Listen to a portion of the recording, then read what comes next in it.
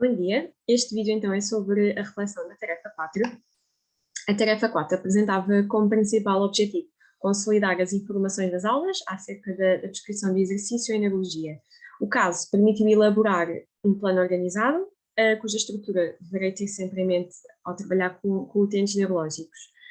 Como pontos positivos, destaco a estruturação e a sequência do raciocínio clínico numa sessão de intervenção, com estratégias que apresentem níveis de evidência científica e também a elaboração de um plano de treino que poderá ser aplicado também a alguns casos na prática. Plano este que discriminava as suas várias componentes e também a forma de monitorizar essas mesmas componentes. O primeiro caso possibilitou incluir, portanto, aqui outras estratégias, para além do conceito POBA, que eu não costumo incluir muito na minha prática clínica, como por exemplo aqui a estimulação elétrica neuromuscular e a prática mental, mas que poderei perfeitamente incluir nos meus domicílios, especialmente aqui a prática mental, que não recorre ao uso de nenhum material em particular, é facilmente aplicável no contexto domiciliário. E há algumas estratégias que usamos no priming e que são simples de serem aplicadas, que também costumo aplicar nos meus utentes, como por exemplo aqui a questão do toque, da consciencialização dos segmentos corporais, que no fundo são estratégias que dão aqui noção de esquema corporal e são essenciais para realizar qualquer tarefa. Portanto, este esquema corporal, no fundo, é essencial para realizar qualquer tarefa motora. Outra aprendizagem que acho importante referir aqui sobre a tarefa 4 é a quarta fase do plano de intervenção, o ensino ao utente. E esta parte da ação, para mim, às vezes é um bocadinho complicada e nem sempre dou aqui a importância que se calhar deveria dar, porque muitas das vezes sinto que é difícil adotar por parte de alguns utentes e familiares algumas estratégias, mas obviamente que tento sempre pensar para cada utente, mas sinto que realmente deveria explicar melhor e demonstrar concretamente aos familiares como poderão fazer as coisas, porque às vezes a explicação pode não chegar ao outro lado, porque os próprios familiares não sabem como fazer e não percebem a importância daquilo que estamos a explicar, e cabe ao fisioterapeuta, para além de explicar, demonstrar de modo que a mensagem seja também mais facilmente interpretada e que seja transmitida de maneira mais clara. No segundo caso, a divisão do plano por frequência, intensidade, tempo, tipo e volume, ajuda a estruturar aqui um plano de treino cardiorrespiratório e também um plano de treino de força para os utentes.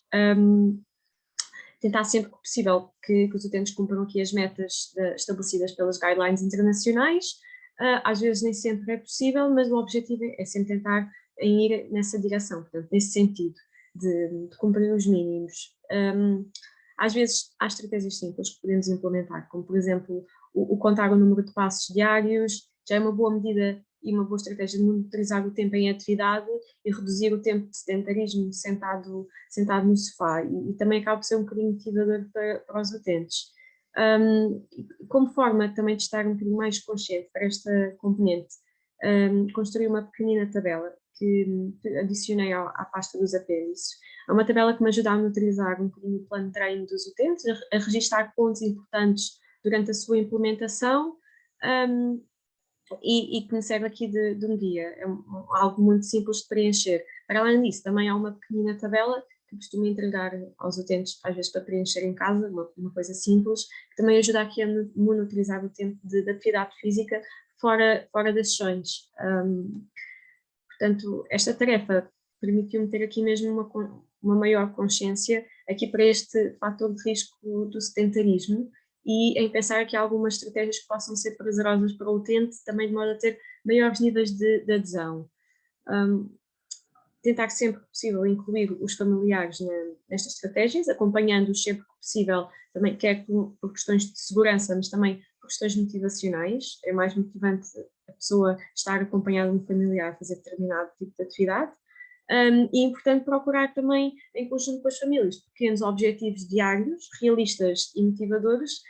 consoante os níveis de atividade do utente, e sempre ajustados aqui à sua condição.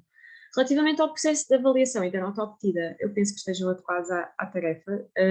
No primeiro caso, deveríamos ter discriminado o tempo e a duração da sessão, por exemplo, 3 vezes por semana, 1 hora de sessão. Ao referir estratégias aqui como a estimulação elétrica neuromuscular, poderíamos ter especificado também os parâmetros de dosagem e não o fizemos, mas, por exemplo, sabemos que no membro superior os parâmetros deviam ter sido, por exemplo, de 12 a 16 Hz em termos de frequência, uma duração de impulso de 200 a 400 microsegundos, um tempo de estímulo inferior ao tempo de repouso e uma duração total não inferior a 5 minutos. E podíamos ter aplicado esta estratégia também em músculos mobilizadores, com potencial motor de recuperação,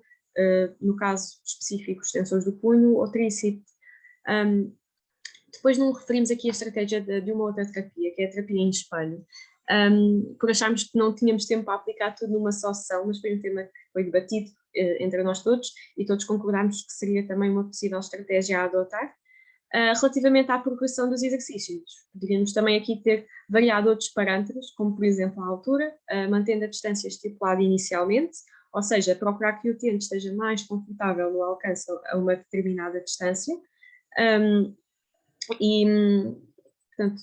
e dentro dessa distância explorar aqui outros parâmetros, como por exemplo a altura, porque aqui nós escolhemos como progressão o aumento da distância, o aumento da distância já pode envolver também aqui outras componentes, nomeadamente o deslocamento do tronco, e portanto, dentro da mesma distância poderíamos sim, ter variado aqui outros parâmetros da tarefa. Poderíamos também ter dado um maior destaque à questão da estimulação sensorial, especialmente aqui no ensino para casa, porque é algo difícil porque é algo que acaba por ser fácil de demonstrar aos utentes e aos familiares e é algo essencial para a construção do esquema corporal e para a formação de um programa motor, portanto, é uma boa estratégia a adotar e uma medida que realmente não ficou descrita, mas que deveria ter ficado. No segundo caso, uma vez que o tipo de treino cardiorrespiratório era em passadeira, focámos como objetivo inicial o valor de baseline, da velocidade do utente, pela passadeira ser um bocadinho mais desconfortável ou ser pouco segura em algumas fases iniciais, mas a ideia seria sempre atingir um valor de velocidade superior ao da baseline, assim que o utente se habituasse à passadeira. Para além disso, aqui outro aspecto que poderia ter sido melhor explicado foi a frequência cardíaca no aquecimento,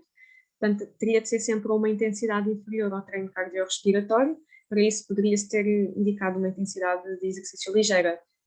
por exemplo, uma intensidade inferior aos 64% da frequência cardíaca máxima. Só para concluir, estes dois casos serviram para tentarmos aplicar outros casos que também tenham na prática,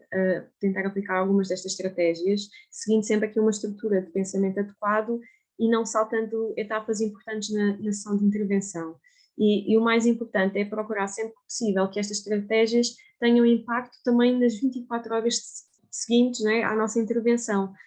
e não somente quando estamos naquela hora, quando estamos a intervir com o utente naquela hora.